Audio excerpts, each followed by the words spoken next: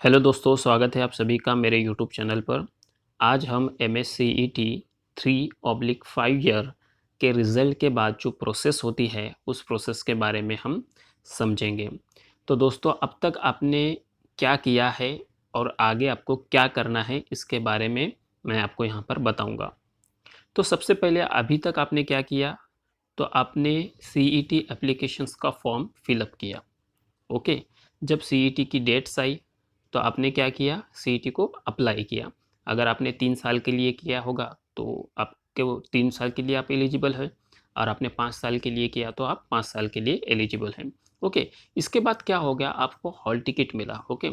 Hall ticket आने के बाद फिर आपने क्या की? एग्ज़ाम्स दी, और एग्ज़ाम्स देने के बाद आपको स्कोर कार्ड मिला। तो ये सारी प्रोसेस आपकी अभी तक हो चुकी है।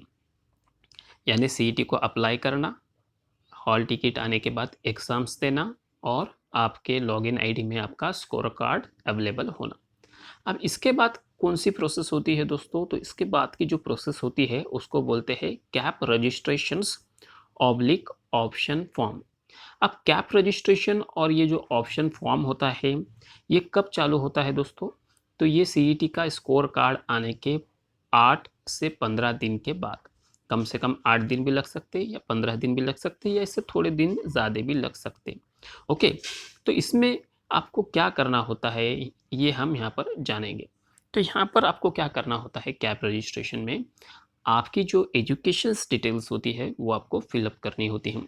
जैसे कि आपके एसएससी के मार्क्स आपको पीडीएफ के साथ अटैच करना होंगे, यानी 10वीं के मार्क्स। ओके। इसके बाद आपको 12वीं के भी मार्क्स आपको अटैच करने होंगे। आपको डिग्री के जो मार्क्स होते हैं ये भी आपको विथ परसेंटेज आपको निकालना होगा। और पीजी, अगर आपने पीजी किया है तो आपको पीजी के भी मार्क्स ऐड करने होते हैं। दोस्तों, जो स्टूडेंट 5 ईयर एलएलबी के लिए एप्लीकेबल होते हैं उनके लिए सिर्फ 10वीं और 12वीं के ही मार्क्स अटैच करने होते हैं, उनको डिग्री उनके पास नहीं होती। ओके। और जो डिग्री वाले स्टूडेंट होते हैं यानी 3 साल के लिए जो एप्लीकेबल करते हैं उनको 10वीं के भी मार्क्स ऐड करने होते हैं, 12वीं के भी मार्क्स ऐड करने होते हैं, और डिग्री के भी करने होते हैं। अगर आप पोस्ट ग्रेजुएट है, आपने पीजी कर रखा हुआ है, तो आपको पीजी के भी मार्क्स क्या करने होंगे? अटैच करने होंगे। अटैच करने के मायने ये है कि आपको उसको परसेंटेज के साथ पीडीएफ के साथ आपको कैप राउंड रजिस्ट्रेशन में फिलअप करने होंगे। आपको उसकी सारी डिटेल्स आपको मिल जाएगी सीईटी के वेबसाइट पर। इसके बाद आपको और क्या इसमें रजिस्ट्रेशन करना पड़ता है? तो इसमें आपको डोमिसाइल और नेशनैलिटी ये भी अप्लाई करना होता है। ओके। अगर आप कास्ट से बिलोंग करते हैं तो आपको कास्ट वैलिडिटी भी लग सकती है, और ये ज़रूरी है, ये कंपलसरी है। दोस्तों, एक बात मैं आपको यहाँ पे बता देता हूँ।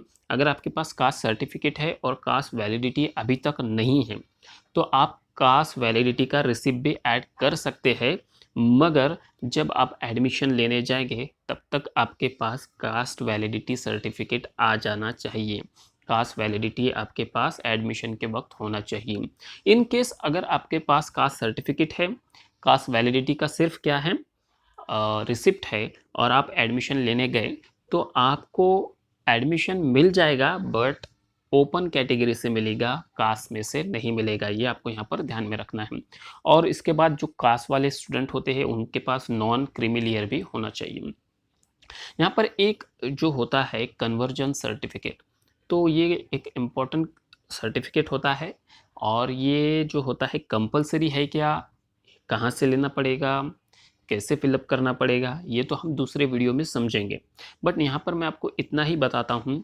अगर आपके 10वीं के, आपके 12वीं के, और आपके डिग्री के, और उसके बाद आपके पीजी के मार्क्स परसेंटेज में नहीं है, ओके, परसेंटेज में नहीं है, या सपोज ऐसे है कि 1 साल का ही परसेंटेज दिया हुआ है फाइनल ईयर का, और पहले 2 साल के परसेंटेज नहीं दिए गए हैं, तो ऐसे सारे साल के जो है मार्क्स एक सर्टिफिकेट में मेंशन करके उनका एक परसेंटेज निकालना होता है, उसे कन्वर्जन सर्टिफिकेट कहते हैं।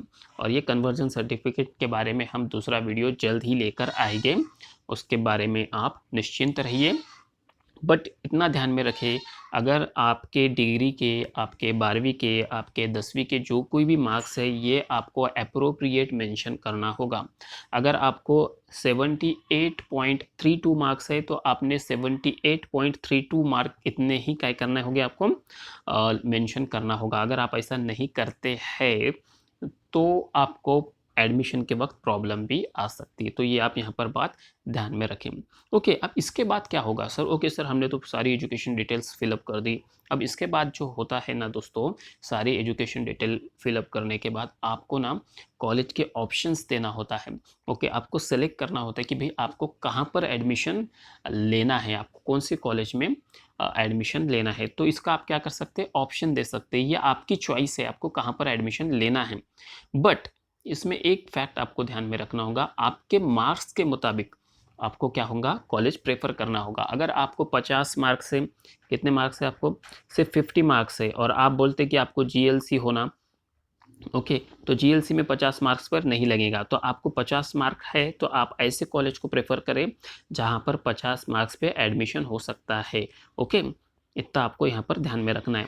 और आप एक से अधिक कॉलेज का भी क्या कर सकते हैं, सिलेक्शन कर सकते हैं, सेलेक्ट कर सकते हैं। जैसे अगर आपको 120 मार्क्स है, कितने 120 मार्क्स है, और आप चाहते कि भाई जीएलसी में ट्राई करूँ, और आपको लग रहा है नहीं यार आईएलएस में भी अगर होता है तो बहुत अच्छा है, तो आप जीएलसी और आईएलएस को भी ऑप्शन में सेलेक्ट कर सकते हैं। ये दोनों कॉलेज का आप ऑप्शन दे सकते हैं। अगर आप दोनों का भी ऑप्शन दे दिए तो आपको दोनों में से एक अलॉट हो सकता पहले राउंड में। पहले राउंड में ना हुआ तो आपको दूसरे राउंड में भी आप सेम ऐसा ही प्रोसेस फॉलो कर सकते हैं। आपको लगे कि नहीं यार मुझे जीएलसी में नहीं देना है, मुझे आईएलएस में नहीं देना है, मैं रेगुलर कॉलेज नहीं करना चाहता हूँ, मैं एमपीएससी यूपीएससी का क्या बोलेंगे छात्र हूँ, स्टूडेंट हूँ, तो आप क्या कर सकते हैं ऐसे सिचुएशंस में, आप जहाँ इरेगुलर कॉलेज होते हैं या जहाँ पर अटेंडेंस उतनी कंपलसरी नहीं होती है, तो आप वहाँ पर भी क्या कर सकते हैं, अप्लाई कर सकते हैं। ओके, तो ये सारी जो थी प्रोसेस थी दोस्तों सीईटी का रिज़ल्ट लगने के बाद। आई होप आपको ये मेरा छोटा सा वीडियो पसंद आया होगा। तो मेरे इस चैनल को डेफिनेटली लाइक करो, और मेरे चैनल को सब्सक्राइब करो, ताकि मैं आपको और नेक्स्ट इन्फॉर्मेशन दे सकूँ। Thank you.